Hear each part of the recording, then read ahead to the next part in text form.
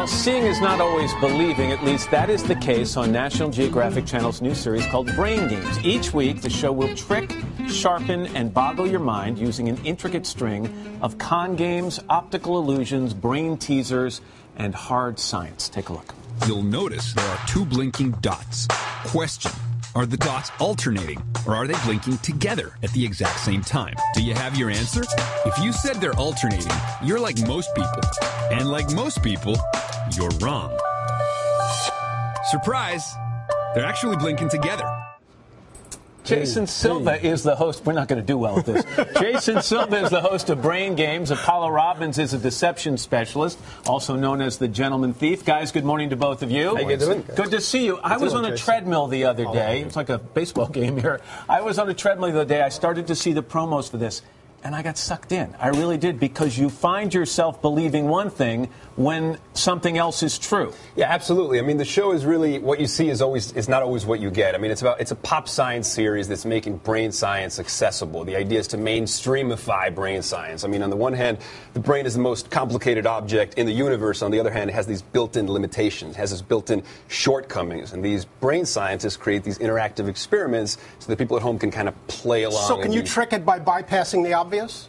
Pretty much. I mean, the whole idea is we're taking advantage of the obvious. Yeah. Right. In other words, once you ask the question with the dots, we kind of guess, okay, they are in sync. Yeah, there's a lot of experiments like that. I mean, for example, we all think we live in a world that we experience as three-dimensional, but we actually take in low-resolution 2D images through our eyes, and then our brain kind of fills it in and creates a 3D reality. So we receive incomplete information, and our brain fills it in, and he exploits that brilliantly. Boy, does he exploit it! I'll tell you, let's kind of give us a warm-up, all right? Yeah. You have a riddle, okay? He's one of the smartest guys I've ever met. So why don't you start with the riddle on Bryant? Go ahead. Yeah, well, this is kind of a cool one that shows you how your brain kind of wants to fill patterns. It wants to complete patterns. So Why did I let you do this? No, it's pretty easy.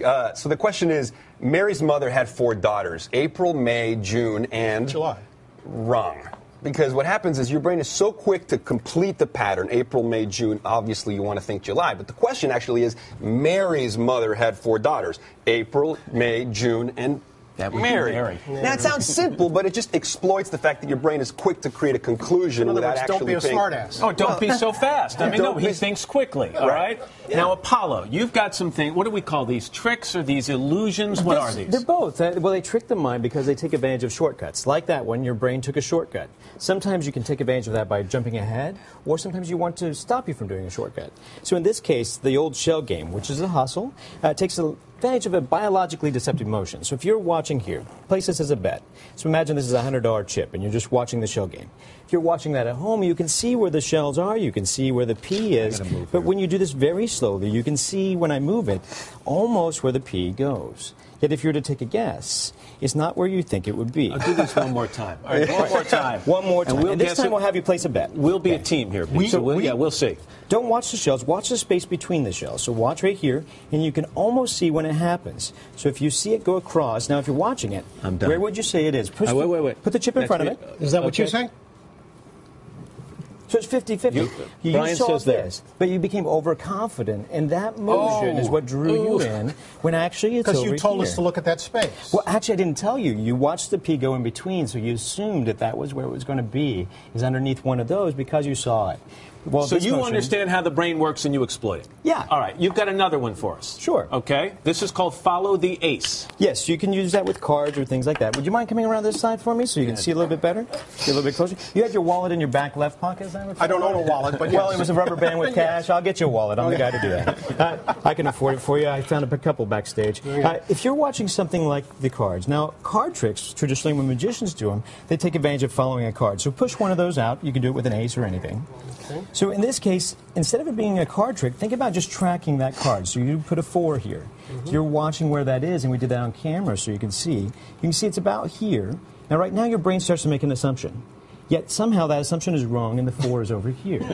Watch it a little bit closer. Now, watch your space. Now, for this one, you're going to want to pan back so you can see your face as well. Come in a little bit closer so you can see over my shoulder, see what I see. You can see where the 4 goes, but use your right hand for me. Are you right-handed? Okay. Is this the card on top? Or is it on the back? It's not on the back of that one. Is it this one right here?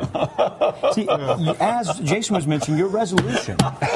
It's amazing when you see these cameras, you kind of get the answer, don't you, there, Brian? Yeah, it's kind of like liar's poker. But Well, no, the secret's Velcro. That's how. Oh, wow. But again, the series on National Geographic, the idea here is you're going to wow people with these stunts and illusions.